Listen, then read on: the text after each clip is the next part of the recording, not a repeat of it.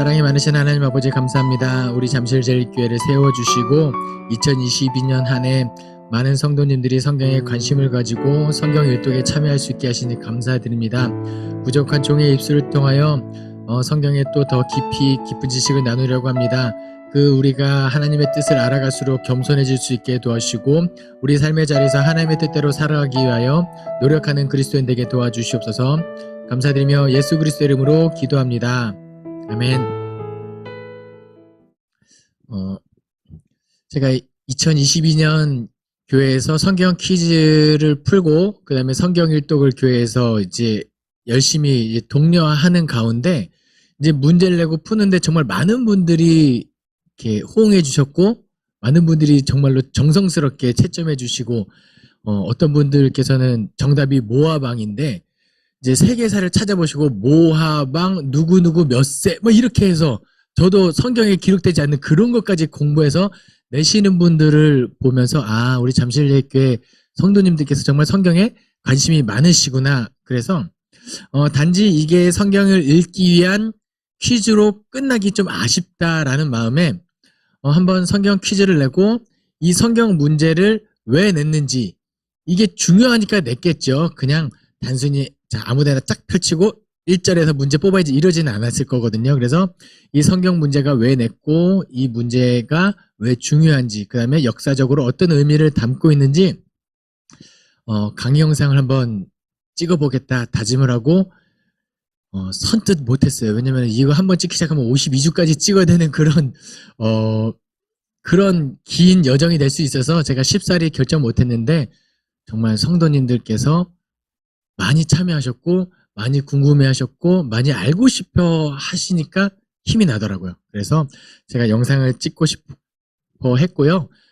그리고 많은 분들이 또 현장에 나오셔서 들어주셔가지고 제가 편한 마음으로 강의를 성경 해설 강의 영상을 한번 올려보도록 하겠습니다.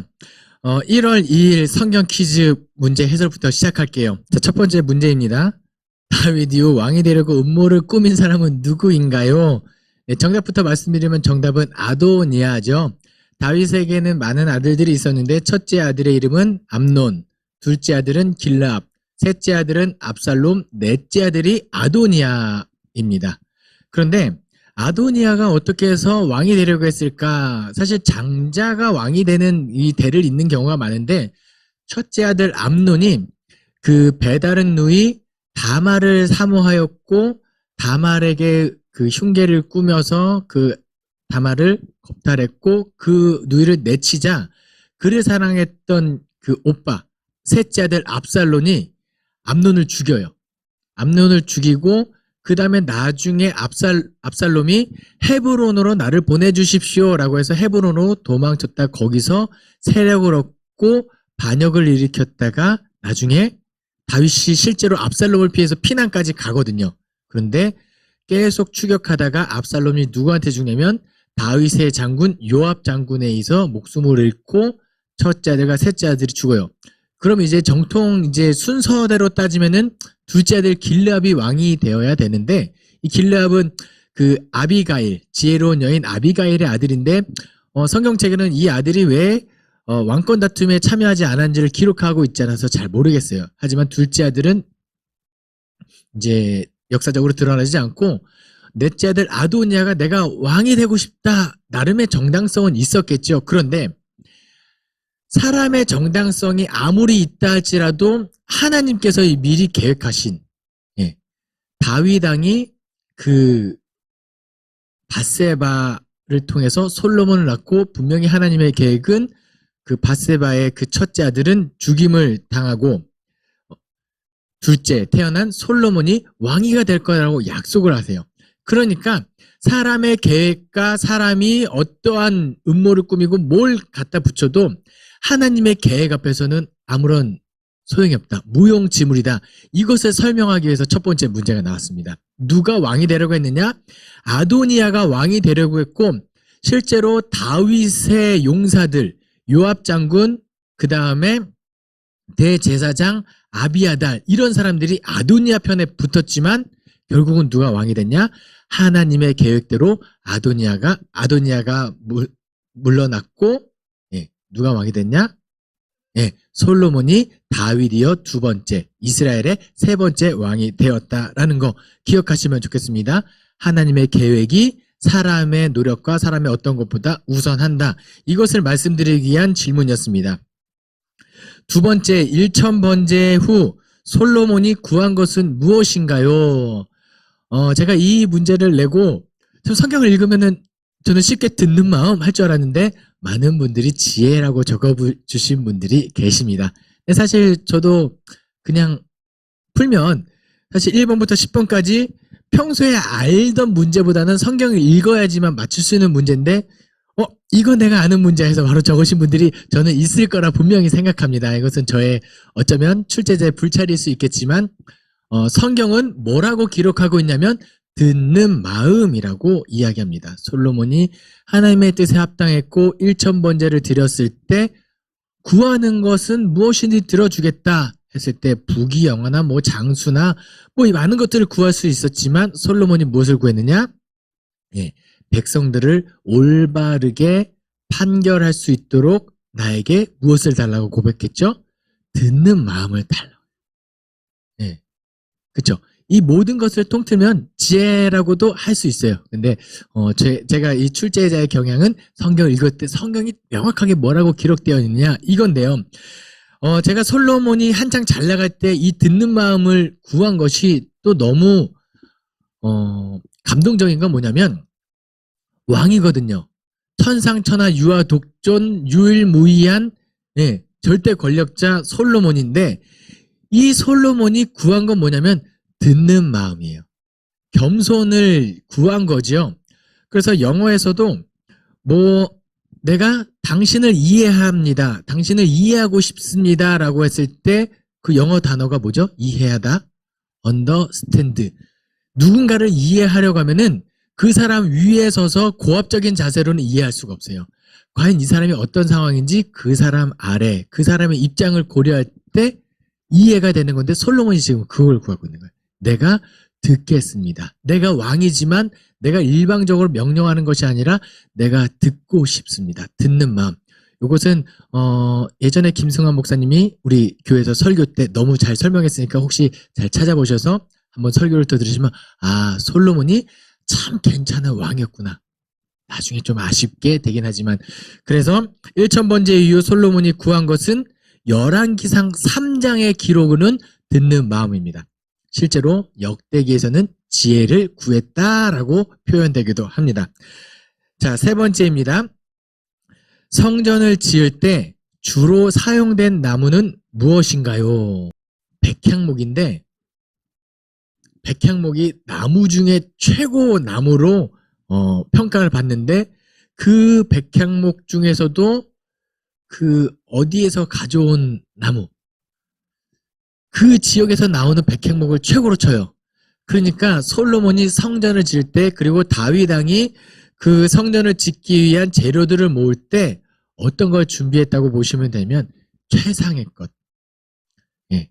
그냥 사실 성전이 큰 공사거든요. 굉장히. 그러니까 이스라엘 지역에 있는 다른 나무를 가져다가 써도 돼요. 어쩌면은 그게 공사 기간을 단축시키고 많은 사람의 수고를 덜 수 있는 가성비를 따졌을 때 더 효과적일 수도 있지만 다윗의 입장에서는 그리고 솔로몬의 입장에서는 우리가 하나님의 전을 지을 때는 내 집을 지을 때는 좀 이렇게 다른 거를 갖다 쓸 수도 있을지 모르지만 하나님의 성전을 지을 때만큼은 최고의 재료를 사용하자. 그래서 백향목을 가지고 왔어요. 우리가 예배 드릴 때 이런 마음이었으면 좋겠어요. 성전을 지을 때 하나님 앞에 내가 예배자. 이제는 그 성전의 개념이 시내산에서부터 성막으로 이어졌고 성막에서 성전으로 이어졌고 예수 그리스도께서 오신 날부터는 너희는 너희가 거룩한 하나님의 성전인 것을 알지 못하느냐 해서 이제 우리 몸이 성전이 됐어요. 그러니까 우리 몸이 하나님 앞에 예배를 드리면 우리의 예배 드리는 태도는 백향목 같은 태도여야 합니다. 우리가 성전에 나와 예배 드릴 때도 우리의 몸과 마음이 정돈되고 잠깐 세상의 걱정 근심 내려놓고 오직 하나님께만 집중하며 예배 드려야 하고요. 요즘은 코로나 때문에 온라인으로도 예배를 드리죠. 저는 그 온라인으로 드려지는 예배 가운데서도 하나님의 기름 부으심이 분명히 있다고 생각해요. 어떤 사람에게 모니터 앞에 서서, 핸드폰 앞에 서서, 컴퓨터 앞에 서서 예배할 때 이 백향목의 자세를 가지고 예배 드리는 그 각 가정의 예배에 하나님의 은혜가 있을 거라 생각합니다. 그래서 성전에 지을 때 주로 사용된 나무는 뭐라고요? 백향목이다 라고 기억하시면 되겠습니다. 그리고 네 번째 문제입니다. 내가 지금 이 성전을 건축하니 내가 만일 내 법도를 따르며 내 율례를 행하며 내 모든 땡땡을 지켜 그대로 행하면 내가 내 아버지 다윗에게 한 말을 내게 확실히 이룰 것이요. 열왕기상 6장에 나오는 구절이죠. 뭔가 하나님의 약속 또는 어떤 유언 같은 그런 구절이에요. 그런데 여기서 괄호 안에 들어갈 말은 무엇인가 했을 때 내가 지금 이 성전을 건축하니 내가 만일 내 법도를 따르고 율례를 행하며 내 모든 땡땡을 지키며 정답은 뭐였죠? 네, 계명이었어요. 그런데 법도, 율례, 계명, 율법 구약 성경에서 이 단어들이 많이 반복되는 걸 볼 수 있는데 그냥 그게 동일한 율법을 지칭한다라고 보시면 돼요. 그럼 지금 율례, 계명, 법도 똑같은 말을 반복하고 사용하는 것을 볼 수 있죠. 왜 반복했을까요? 멋있게 보이려고. 내가 지금 그렇죠? 예. 예, 힘도 있고 파워도 있고 막 에너지도 넘치고 뭐 예. 그러려고 성경 구절 쓴 게 아니라 뭐냐면 강조예요. 너가 정말 이렇게 지켜라.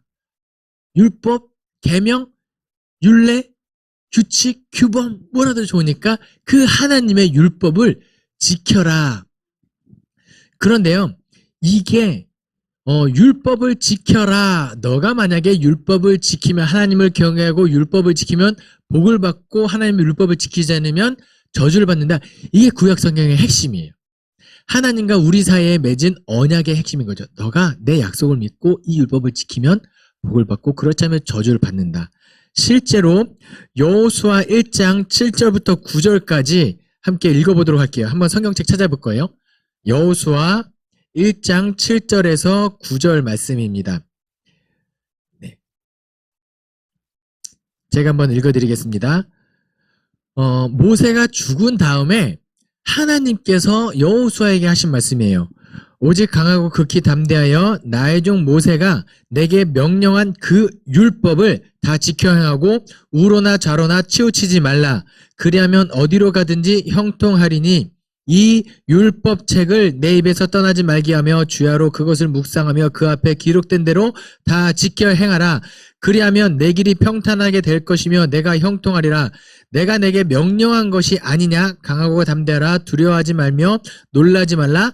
내가 어디로 가든지 내 하나님 여호와가 너와 함께 하느니라 하시니라. 역사적으로 뭔가 지도자, 그 다음에 영향력에 있던 사람이 후계자들에게 뭔가 마지막으로 남길 때는 거의 이 폼을 따릅니다. 이 형식을 따라요. 담대하라. 그리고 뭐를 지켜라? 율법을 지켜라. 내가 율법을 지키며 하나님의 명령을 따르며 여기까지 했던 것처럼 너도 그렇게 해라. 지금 다윗이 이 전통을 그대로 따르고 있는 거예요. 내 율법을 지켜라. 솔로몬아, 너 정말 잘했으면 좋겠다 라고 하는 건데요. 솔로몬이 이 명령을 잘 지켰죠. 정말 잘 지켰어요. 막 승승장구하다가 솔로몬이 어디까지 영향력이 있는 사람이 됐냐면 그 당시 중동 지역에 있는 사람들에게 신격화될 만큼 솔로몬의 위상이 높아졌어요. 여기서 성경책에 기록되지 않았지만 재미난 야사 하나 알려드릴게요. 우리가 알라딘의 요술램프 다 알고 계시죠? 그래서 요술램프 나오면 소원을 몇 가지 들어주죠? 3가지. 예. 저라면은 평생 내 곁에 있어서 내 소원을 들어주세요. 이게 내 소원입니다 하면 뭐 평생 곁에서 소원을 들어줄 수 있는 그런 건데요. 이 요술램프에 들어가 있는 사람의 그 요정의 이름은 진이에요. 근데 진이는 원래 악한 마술사였거든요. 그런데 하도 악한 짓을 많이 저지르니까 어떤 사람이 이 진이를 램프에 가두고 이 램프를 바다에 던집니다. 그 사람이 누굴까요?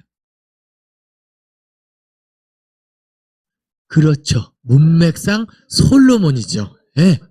솔로몬이 그 나쁜 마법사 지니를 램프에 가두고 바다에 던졌다라는 게 이제 전설로 내려오는. 그러니까 솔로몬이 당시에 얼마나 대단한 사람이었는지 알려주는 대목이기도 하죠. 성경책에서도 위대하지만 당시 다른 나라에도 소문이 그렇게 나요. 그럼 이 솔로몬이 왜 어쩌다 타락했을까요? 어쩌다 타락했을까요? 이방 여인과 혼인해서 이방 여인이 데리고 들어온 신들을 섬기고 막 우상 숭배했고 그런 것도 있죠. 그 영향도 있어요. 그런데 왜 그렇게 됐는지 이따가 6번 문제할 때 다시 한번 설명해 드리도록 하겠습니다. 어쨌든 중요한 것은 뭐다? 율례를 행하며 내 모든 계명을 지켜라. 하나님의 율법을 지키면 복받고 그렇지 않으면 저주받는다. 이게 성경의 엄청난 핵심인 것을 말씀드리기 위해서 낸 문제입니다. 5번째 문제입니다. 제사장이 그 구름으로 말미암아 능히 서서 섬기지 못하였으니 이는 땡땡이 여호와의 성전에 가득함이었더라. 여기서 정답은 뭐였죠? 뭐가 가득했죠? 여호와의 영광. 원래 하나님은 어디에 계셨냐면 신의 산에 계셨어요. 그래서 신의 산, 하나님의 산, God 마운틴 오브 God, 신의 산, 뭐 이렇게 워딩이 되는 건데요. 신의 산에 있어서 모세가 하나님을 만나러 계속 신의 산에 올라가다가 만나러 갈 때마다 신의 산에 갈 수 없고 하나님이 내가 너희와 함께 하겠다. 너희 있는 곳에 내가 가겠다 하는 의미로 뭘 만들었냐면 성막을 만들었어요. 그리고 출애굽기 15장, 19장까지 도착하고 뭐 역사 우리가 잘 알고 있는 출애굽기 내용은 그 19장까지 다 끝나고 뒤에는 어떤 내용이 나오냐면 십계명 나오고 성막 너 이렇게 성막 지어라 라는 장면과 뒤에 금송아지 사건 있고 금송아지 사건 끝난 다음부터 뒤부터는 하나님이 가르쳐 주신 대로 성막을 뚝딱뚝딱 만드는 현장감 있는 것이 기록되어 있는 게 출애굽기예요. 성막을 다 만든 다음에 여호와의 영광이 거기 거했다라고 이야기해요. 하나님이 천막에 있는 것이 안쓰러워서 다윗이 성전을 짓고 싶습니다 했는데 넌 안 돼. 대신 솔로몬이 지었는데 솔로몬이 성전을 짓고 성막이 그대로 거기 들어갑니다. 그러면은 성막에 있었던 무엇이 여호와의 영광이 이제는 성전으로 옮겨지는 거예요. 여호와의 영광이 성전에 가득함이었더라. 구약 그때부터 지금까지 여전히 동일하게 역사하시는 하나님의 모습을 말씀드리고 싶어서 여호와의 영광 문제를 한번 내봤습니다. 6번째 문제입니다. 솔로몬을 시험코자 한 여왕은 어느 나라 사람인가요? 네, 스바. 이렇게 부드럽게 발음했으면 좋겠어요. 스바.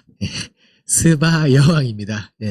스바 여왕이 하도 솔로몬이 지혜롭다고 하니까 솔로몬의 명성을 듣고자 찾아왔고 솔로몬과 대화를 나누는데 뭐라고 고백하냐면 당신의 지혜가 내가 들은 소문은 절반도 안 된다. 뭐 이런 식의 표현이에요. 내가 들은 소문은 절대 하나도 과장된 거 없이 오히려 소문이 미흡하다, 미약하다 뭐 이런 고백을 합니다. 그리고 스바 여왕이 그대로 돌아갔을까요? 아니요. 솔로몬이 한 달 정도, 스바 여왕이 한 달 정도 거기 머물렀던 것 같아요. 그리고 어쩌면 혼인을 했을 수도 있습니다. 기록되진 않아요.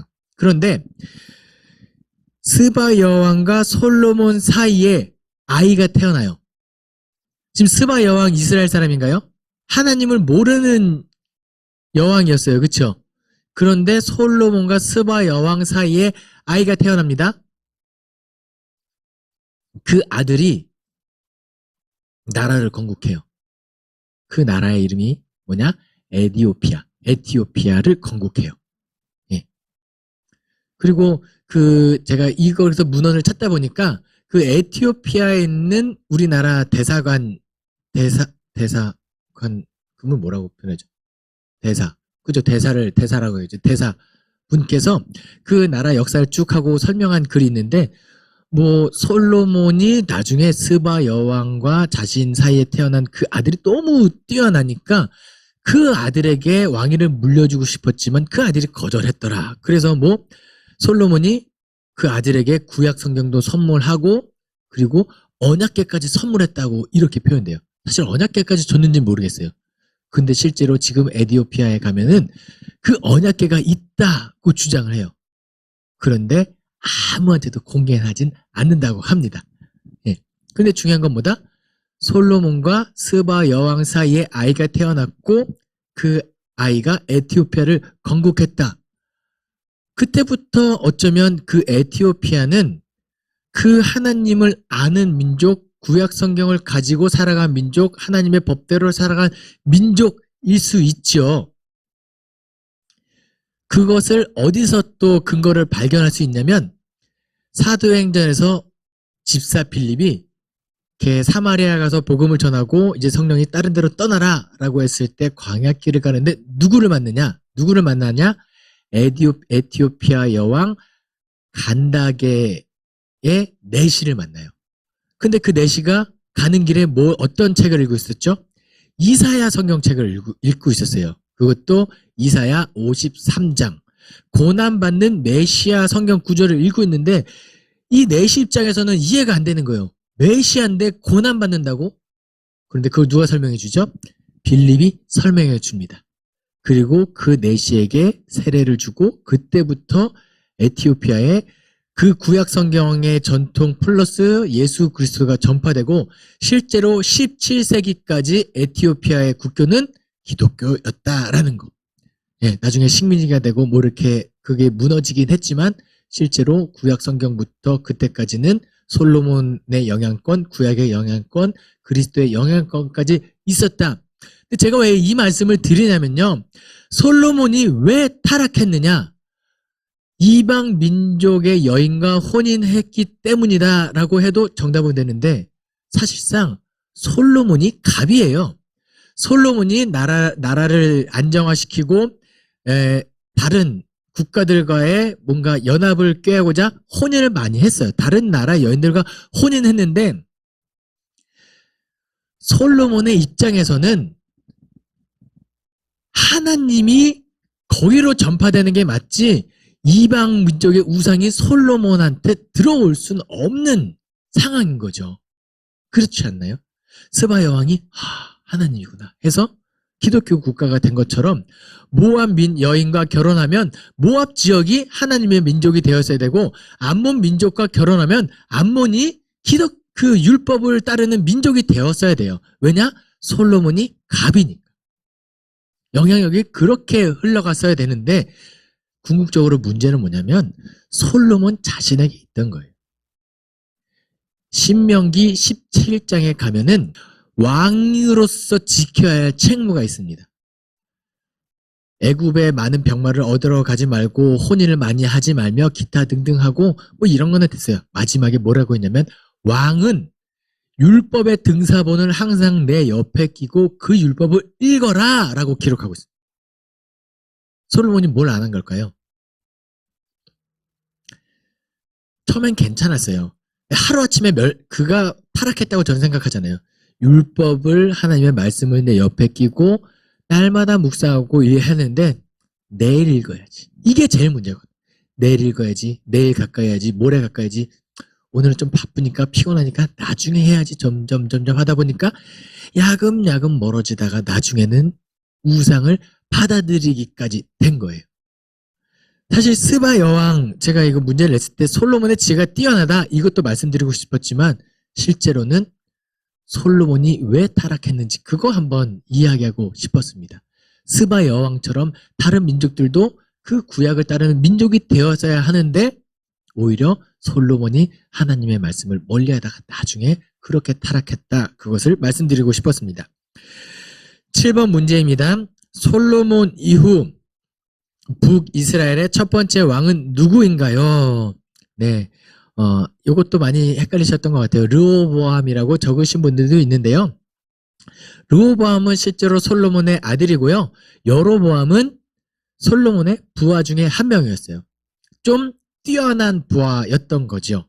그런데 하나님께서 솔로몬이 이렇게 말년에 타락하니까 이 상태로는 안 되겠다. 그러면서 아버지 다윗을 보니까 너의 왕위까지는 내가 지켜주겠다. 그러나 그 이후로는 흩트겠다. 그래서 선지자 아이야를 보내서 옷을 12조각으로 찢어서 그 중에 10개는 여로보암에게 주고 2개는 이제 그냥 솔로몬 왕국, 솔로몬 왕위를 있는 쪽으로 남유다 쪽으로 넘겨주겠다 이건 거죠. 근데 그 솔로몬이 죽고 나서 그때부터 북이스라엘은 10지파, 남유다는 2개의 지파로 나눠 2개로 구성돼서 북이스라엘, 남유다 분열 왕국이 그렇게 시작됩니다. 여로보암이 그 첫 번째 왕인데요. 자, 8번 문제로 이어서 갈게요. 여로보암이 예루살렘을 대신해 단과 어디에 제단을 두었나요? 단과 어디에 제단을 두었죠? 베델에 단을 둡니다. 여로보암이 뭘 걱정하기 시작했냐면요. 지금 여로보암이 다스리는 지역에는 10개의 지파가 있는 지역에는 예루살렘이 포함되어 있지 않아요. 남유다 쪽에 예루살렘이 포함되어 있습니다. 근데 율법에 뭐라고 기록되어 있냐면 이스라엘의 모든 사람들은 1년에 3번 예루살렘에 가서 하나님께 예배드려라. 이게 법이에요. 여로보암 입장에서는 아니 내 백성들인데 우리 민족들인데 자꾸 예루살렘으로 가다 거기로 유입되고 거기서 정착해버리면 우리 세력이 약해지는 거잖아요. 그래서 꾀를 냅니다. 전통적으로 그 역사적으로 좀 나름의 정당성이 있는 지역 베델, 야곱이 도망치다가 돌베개를 베고 잘 때 하나님께서 와서 하나님을 만나고 내가 여기다가 하나님을 집을 건축하겠습니다. 그래서 벳엘 자체가 엘이 하나님이고 벳이 집이에요. 하나님의 집이라는 뜻이에요. 나중에 창세기 35장에서 다시 라반 에서를 피하고 그 세겜에서 디나 강간당하고 다시 베델로 가서 하나님이 약속한 곳으로 내가 가야지 해서 베델로 돌아와서 거기를 엘 베델 하나님의 집에 하나님 뭐 이렇게 해서 그 역사적인 지역 베델에다가 우리가 예배할 처소는 바로 여기다 라고 해서 베델에다가 단을 샀습니다. 그리고 베델에다 제단을 샀고 저 북쪽 끝에 이스라엘의 그 북이스라엘의 그 국경 마지막 단 지역 그러니까 가장 북쪽과 좀 정착성 있는 남쪽 지역에 제단을 쌓은 거예요. 우리 백성들이 다른 데 나가지 못하도록. 이 전통이 어디까지 이어지냐면 사마리아가 북이스라엘이 사마리아를 수도로 하는데 북이스라엘이 아수르에 의해서 남유다보다 먼저 멸망당하죠. 그리고 나서 나중에 회복되고 했지만 이 사마리아와 그 남유다, 유대인 사이에는 물과 기름과 같은 사이가 계속돼요. 그런데 신약시대 요한복음 때 누가 사마리아로 지나가냐면 예수님이 지나가죠. 예수님께서 사마리아 지역을 지나가다 우물가에서 나에게 물 좀 다오. 그러자 사마리아 여인이 당신은 유대인인데 어떻게 나한테 물을 달라 하십니까? 너가 내가 누군지 알았다라면 그걸 묻지 않았을 거다. 나는 뭐 생명의 물이요. 뭐 이런 얘기를 하잖아요. 그때 이 여인이 이분이 범상치 않은 걸 알고 질문합니다. 뭐라고 질문하냐면 사마리아 여인의 질문이에요. 우리 조상들이 이 산에서 예배해야 한다고 이야기했는데 당신들의 말은 예루살렘에서 예배해야 한다고 주장합니다. 사마리아, 그 베델 지역에 우리 조상들은 여기서 예배해야 한다고 이야기했는데 당신들은 예루살렘에서 예배해야 한다라고 질문하죠. 그 베델, 이 단이에요. 여기 세워졌다. 근데 예수님께서 뭐라 말씀하시죠? 이 산에서도 아니고 저 산에서도 아니다. 이제는 예배할 때가 오나니 곧 이때라. 오직 영과 진리로 예배할지니라까지 이게 역사적인 이야기가 흐름이 이어지고 있다는 거. 그래서 여로보암 시대에 베델과 단에 제단을 쌓았다를 기억하시면 좋겠습니다. 9번 문제입니다. 열왕기상 16장 34절과 여호수아 6장을 비교해 봅시다. 제가 이것을 냈을 때는 그때 물음표를 안 드렸잖아요. 그냥 정말 비교해서 한번 읽어보시면 돼요 라고 했는데 정말 성도님들에게 제가 여기서 감동한 포인트가 어디냐면 비교해서 막 써주셨어요. 요약해가지고 나 읽었다.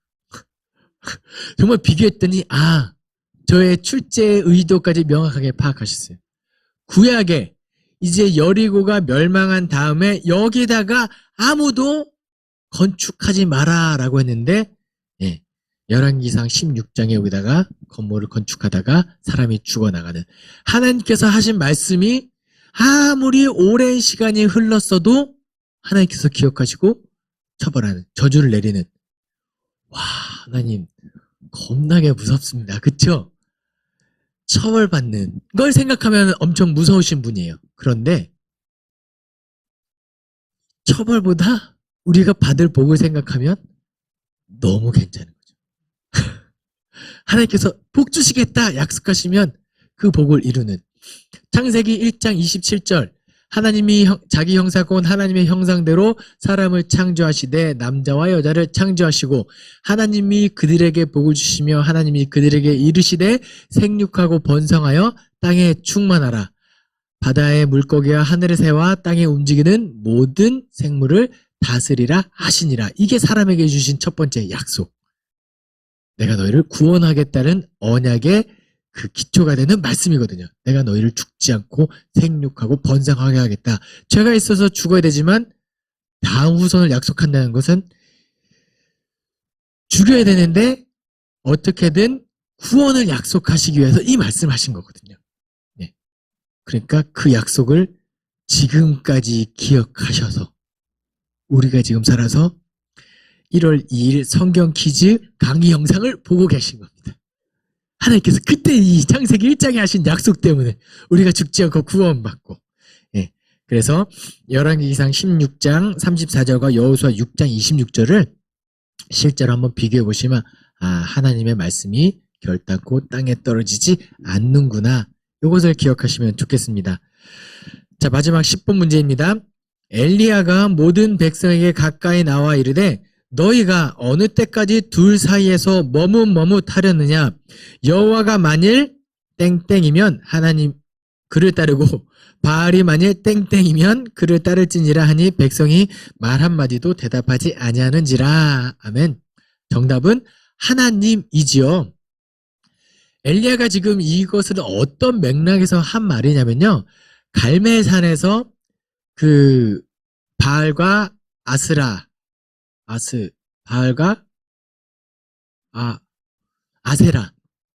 바알과 아세라 선지자들과 전투에서 이기잖아요.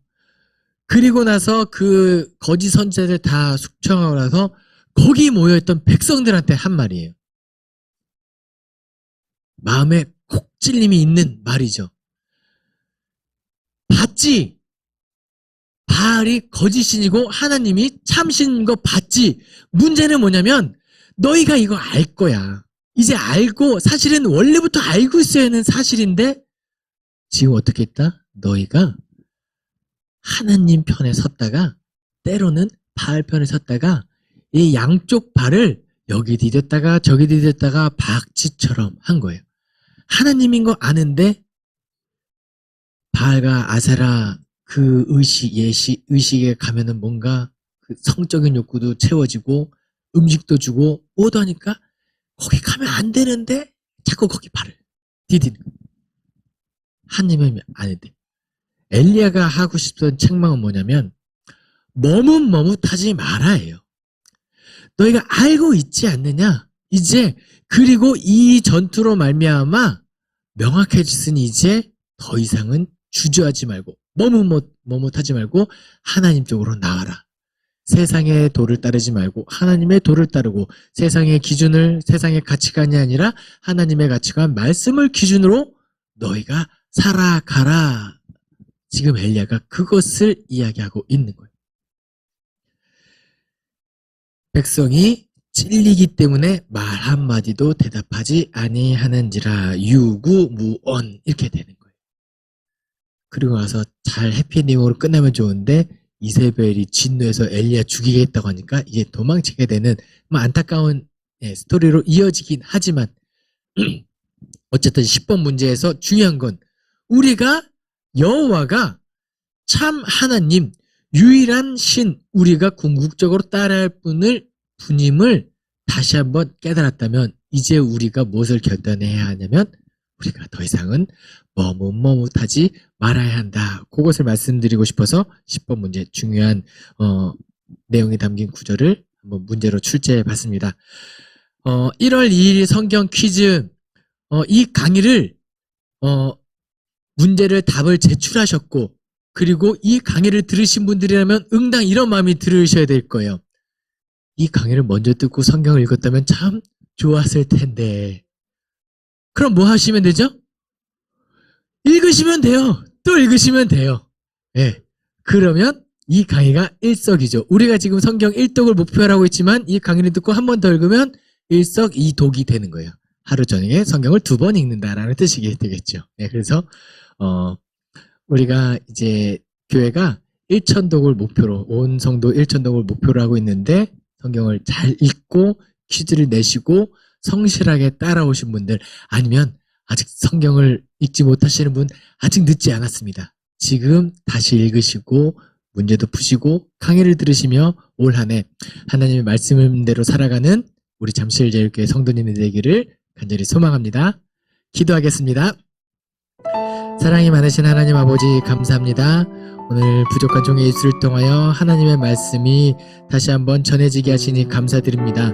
하나님 깨닫는 바가 있다면 우리가 하나님의 뜻대로 삶에서 실천할 수 있게 하여 주시옵소서. 감사드리며 예수 그리스도 이름으로 기도합니다. 아멘.